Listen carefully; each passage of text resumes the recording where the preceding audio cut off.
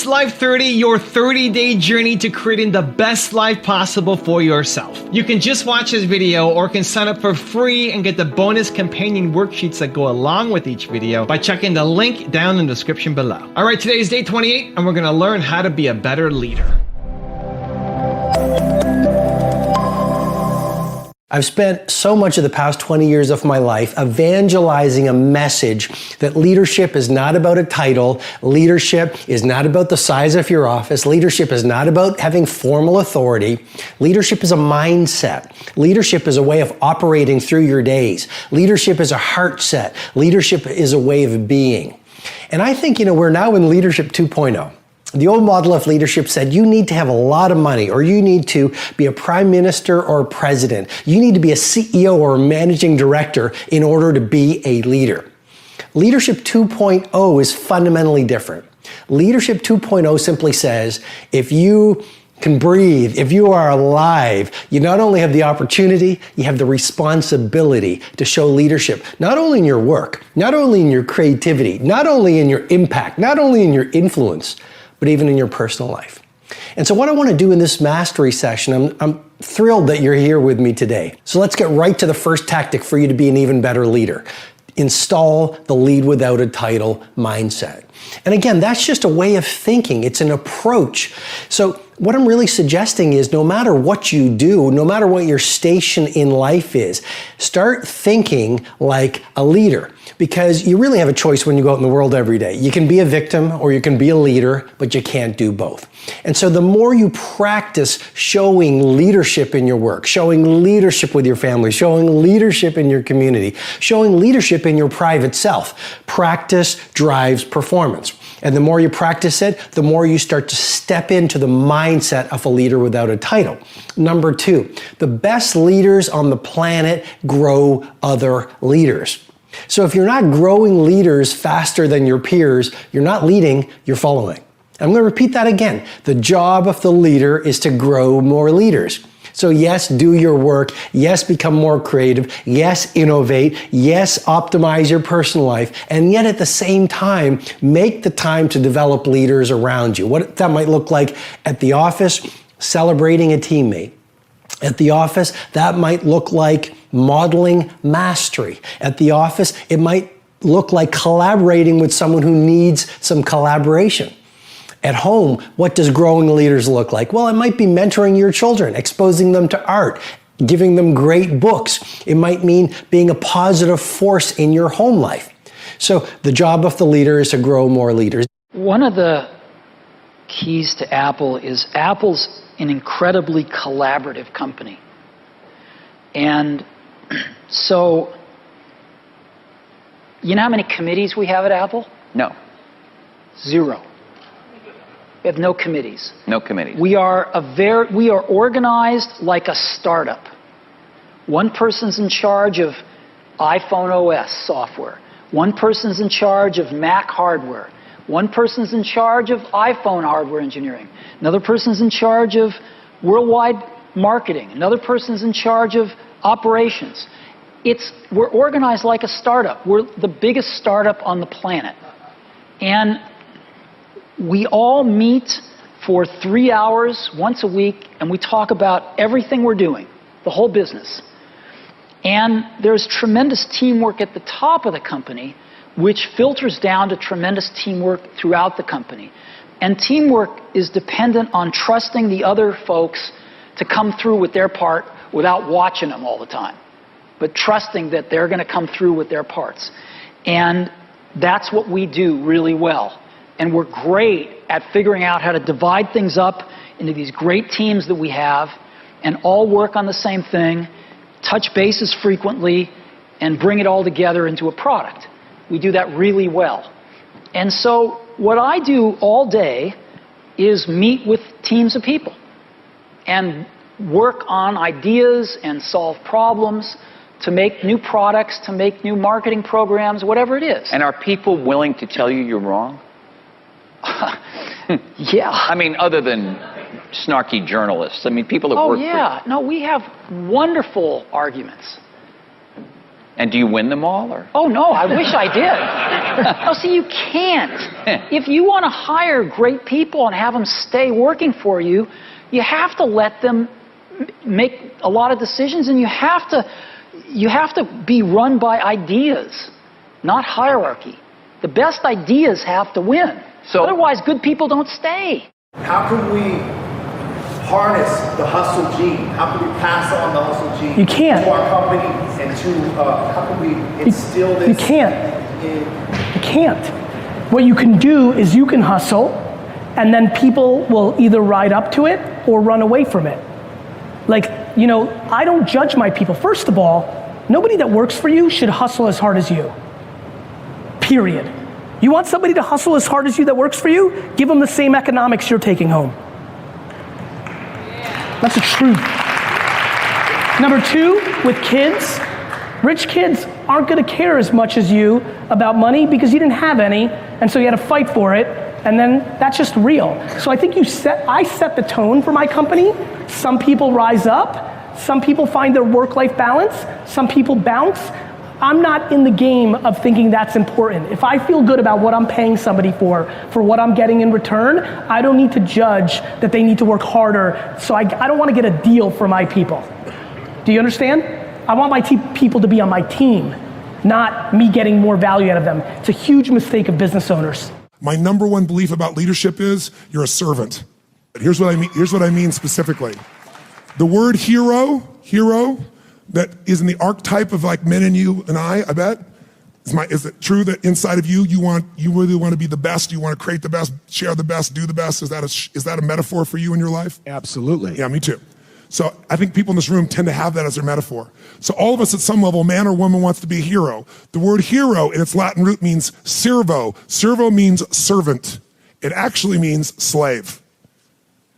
The hero, why they're the hero is become the ultimate servant to something larger than themselves, people and so forth. The person who thinks they're going to lead by demand or by position can only lead for a short period of time. But the person whose idea of serving is, my belief is, if you can find a way to take any group of people and help them to experience their needs at a richer, deeper level than anyone else, then together you guys can get anything done. Anything. Now, it may not work the first time, but together you can get to that point.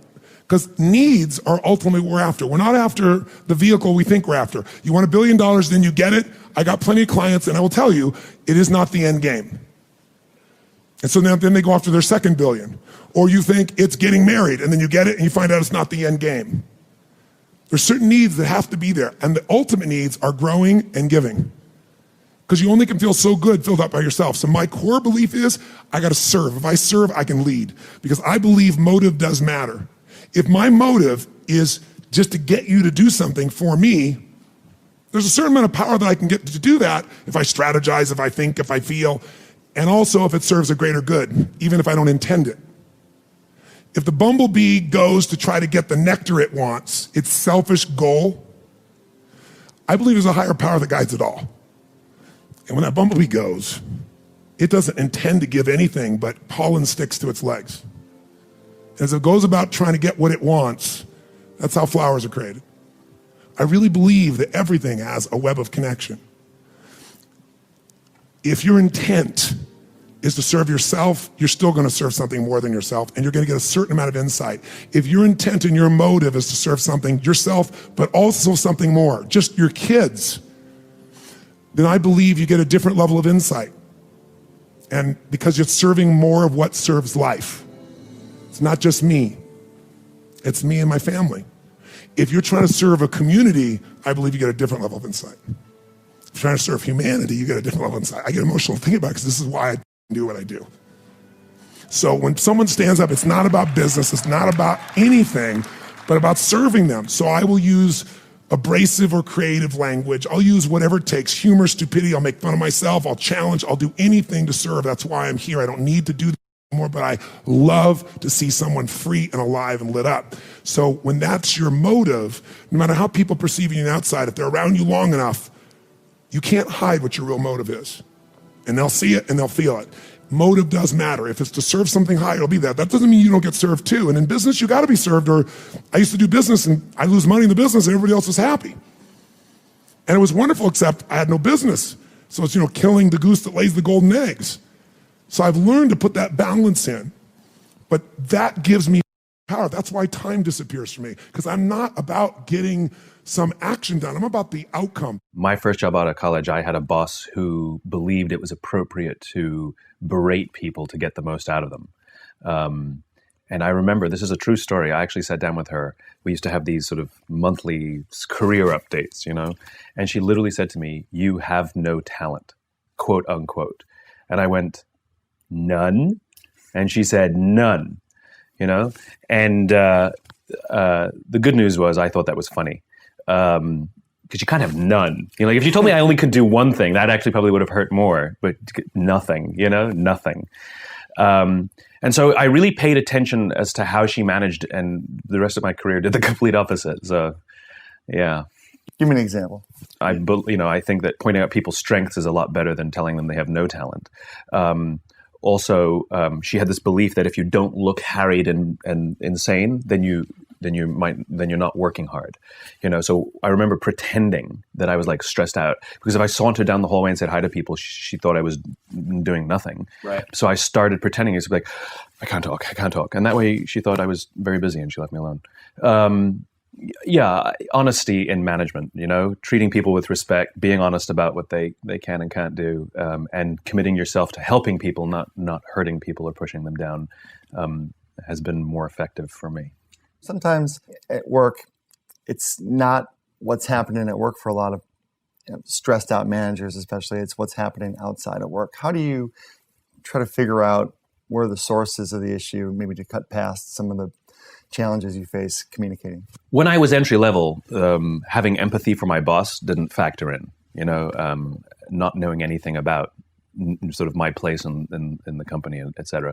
But as I've grown up, I realized that the only motivation for any kind of confrontation, whether you're the one who's confronting someone because you feel that they have done something wrong, or whether you're confronting them because you feel that you've been wronged, the only motivation is empathy. And so even if someone is coming down on me hard or being unreasonable or being, I'm not perfect at it, but I've worked really hard to approach it with confronting them that they've hurt me or so that I feel wronged, but immediately go into considering that maybe there's something that's bothering them. And that has proved to be really helpful. And we do it in life. I mean, for example, somebody sitting next to you on the subway is, slouched back, their legs open, and your immediate sort of reaction is to think, what an ass, But the idea of practicing and say, well, maybe he had a hard day yesterday, and he's exhausted and he just doesn't want to deal, Maybe he doesn't want to talk to people, Right. And so to really just sort of have empathy for the world around you, it's kind of powerful, and people respond to you a lot better as well, because basically everybody wants to feel safe. And so if you have empathy, you give that to people, up or down the chain of command. I mean, we as employees want to feel safe, and it is our boss's responsibility to give us that. But at the same time, bosses want to feel safe. They don't want to feel that there's insurrection, that's brewing. And for us to let them know that we've got their back as much as we want them to let us know that they have ours is equally as important. And I believe there is responsibility of a manager, but there's a responsibility of an employee as well. That's right. It's like the kids have to do chores at home. It's the same thing. It's like it takes all of us. Yeah. The hierarchy doesn't mean that only the guys above are the ones with responsibility. We all have to contribute. It's not that we need more female leaders. It's that we need more leaders to act like females. Women just happen to be better at that. Traditionally male characteristics like aggression or decisiveness is only one part of leadership. But there are traditionally feminine or female characteristics like patience, like caring, like maternal instinct, that are extremely important, if not essential, to good leadership. So the problem in America today, if not the world, is we have lopsided leadership. We put too much emphasis on male leadership, and we need to balance it off. And the best leaders, whether they're male or female, embody patience and calm and caring, and that motherly instinct or fatherly instinct, like, that parenting instinct. And so we need it more balanced. So absolutely, we need more female leaders, but we need them to act like females. We don't want them to act like men. I don't want women who are decisive and aggressive. I want women who are caring and patient and all of that good stuff. I want men like that too. So yes, we definitely need more female leadership. What did you know and learn at the end of your career that you wish you knew at the beginning? Understanding empathy and compassion. Because as a young kid, when I came in the league, it was like, I'm driving this way, and either you're going to be on the train or be on the track. Right? There was no such thing as understanding that people have lives outside of the game, which apparently I did not. But like, if I understood at an early age, and it helps me as a leader to communicate better. I came to understand that later, and getting to know people on a personal level.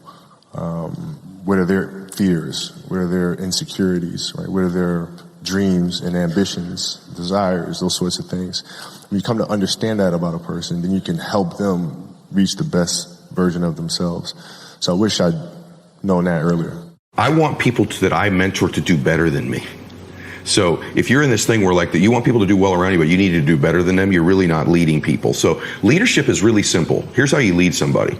Every human being, just even like what you're just describing yourself, is born with their natural giftedness. If you're a person of faith, I believe it was sown into you. But if you could just call it your talent if you don't have faith. So, for example, it could be your ability to communicate, your heart, your spirit, your nurturing skills, your engineering skills, your math skills, your discipline, right? Your whatever it is. You were born with natural giftedness. Here's what a great leader does, and you'll be one of the rarest people on earth if you can do this for people.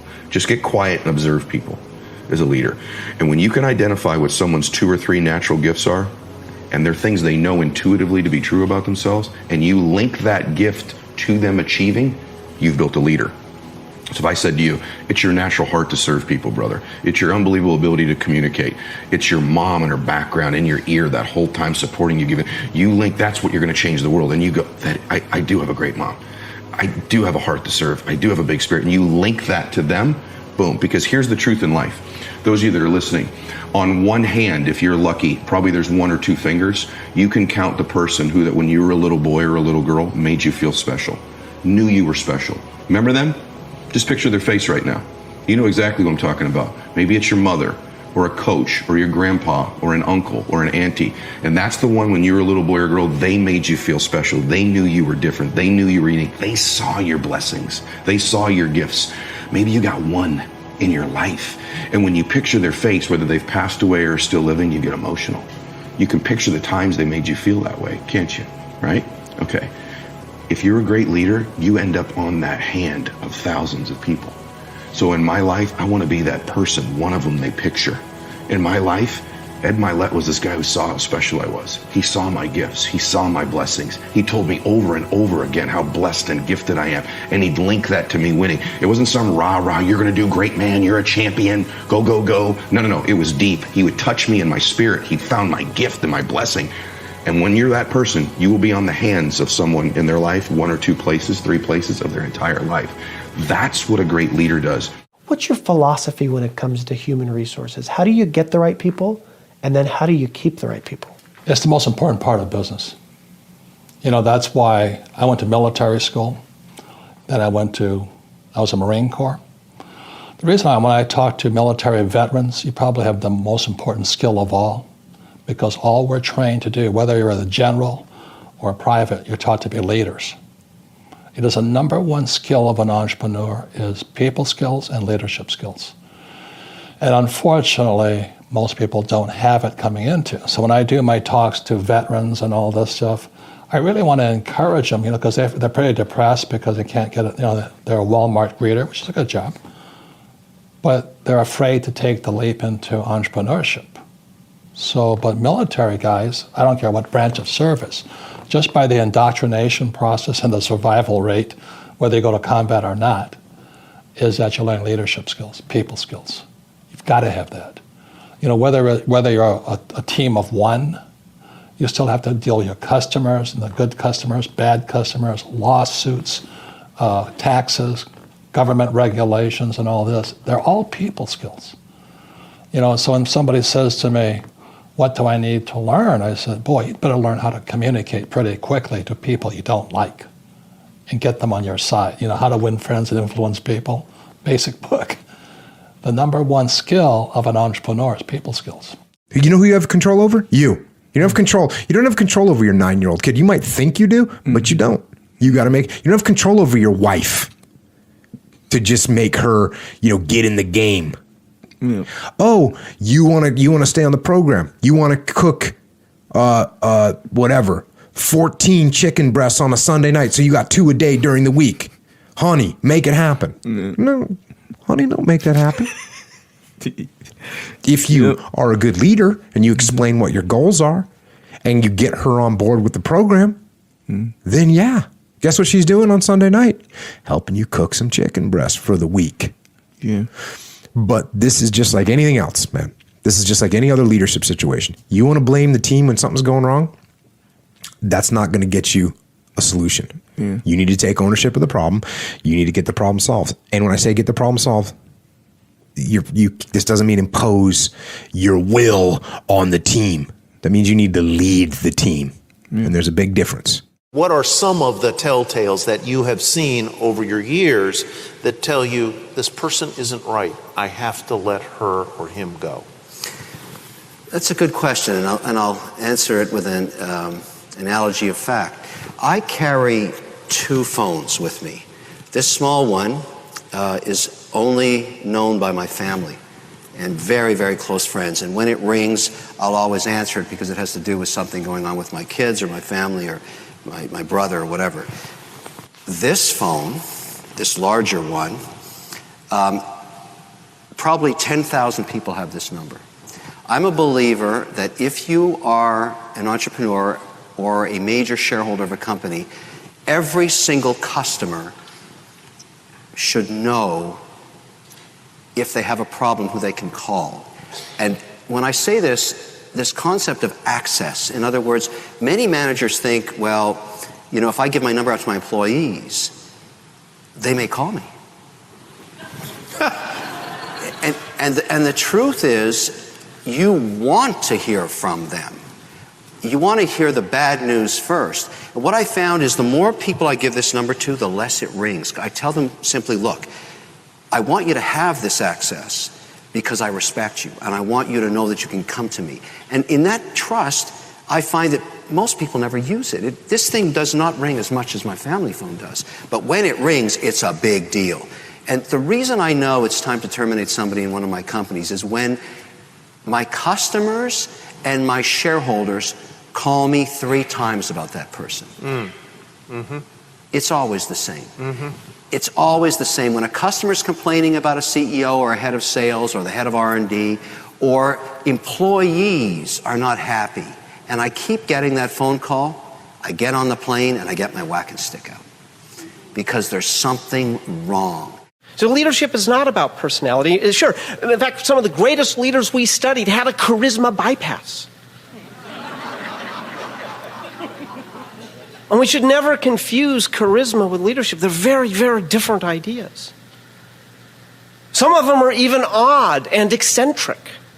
One of the great chief executives of the last 30 years is Herb Kelleher of Southwest Airlines. He solves a trademark dispute with an arm wrestling contest. It's just not normal. He would talk about wearing a flowered hat and a feathered boa around the office. Just strange. Okay? So it's not personality. The key to the great leaders that we studied was their humility.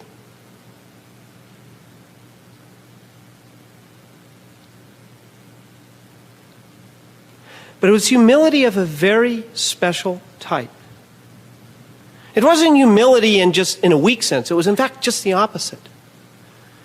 It was what I would describe as an absolute, obsessed, burning, compulsive ambition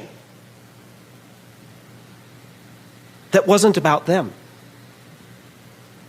An absolute, burning, compulsive ambition for a cause, for a company, for the work, for a set of values, not themselves. And an ability to translate that ambition, that subjugating themselves to something that is not about them, into a series of decisions, very willful decisions. And this is why I look to Lincoln as our great president in the United States, because he was ambitious first and foremost that the nation must endure, and he had the will to endure the most brutal war in all of our history, with all of it during his tenure, and to lose his life. I think building an organization, building a team, the idea that Jack Welch is the hero of creating all this value is silly. Getting great people in all these jobs, it's a team that makes this thing happen. And so building a team is your strongest suit. And you've got to love your team. You've got to want your team to be promoted. And when you're coming up, the biggest problem I find with young MBAs, at first, the job is you shining, raising your hand, having the answers. They want to do that all the time. They just got out of school. They want to show you how smart they are. Now, the transition to manager, it all changes. It's about growing your people, not you. You grow from the reflected glory of your people. So it's all about making them flourish. I like to use the line that your job is walking around with a can of water in one hand, a can of fertilizer in the other hand, sprinkling it on the seeds and watching them grow. You'll get some weeds, and you got to pull those weeds out. So everyone's not going to flourish, but you've got to be thinking about all the time, loving to see your people thrive, loving to see them get promoted. It's a real turn on. It is what management's all about. It's about bringing to people great lives, great futures, changing their family's life. That's a turn on. It's a big deal. That's what you've got to think about. I graduated from university with a degree in electrical engineering and decided to leave that, and I went to Kauai, Hawaii, where there was a traditional Hindu monastery, and I lived as a celibate Hindu monk for 10 years. 4 years ago, my vows expired, and instead of going back to Australia, I decided to come to the mainland US and looked for a place to stay, and finally got to New York City, and I thought this is a perfect place for an ex-monk. No other better place for an ex-monk than New York City. And one of the reasons I really chose New York City was because I felt that here I've learned all these wonderful spiritual tools and techniques to live my life. So I should be able to live in a very energetic, dynamic city and be able to practice it there. And I feel like if I can practice and live it in a place like